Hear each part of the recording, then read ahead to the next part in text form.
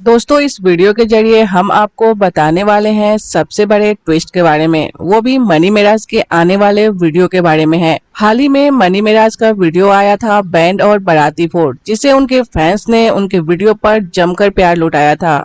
और अब फिर से मनी मिराज के अपकमिंग वीडियो का टीजर जारी कर दिया गया है, जिसका नाम है भूमि विवाद। इस वीडियो के जरिए मनी मिराज गाँव में होने वाले छोटे छोटे भूमि से जुड़े विवादों को दिखाए हैं।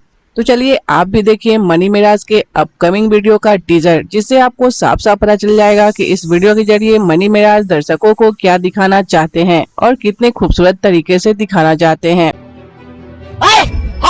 ई तो में बा पिछला कथी वाला साला बुढ़ा से बार-बार साला डनेर काट देता। का हो भैया, तू ई डनेर काहे कटला? ए मुटरा देख कर बापा के मार दो चाचा सा।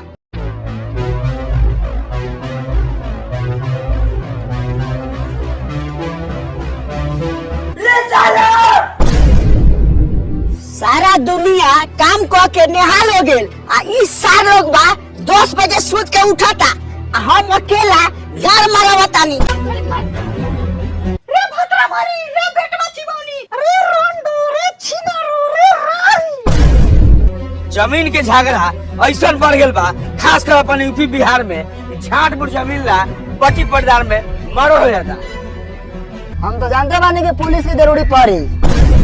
चल बोले दे 50-60 किलो के लाश गिरी 2-4 गो।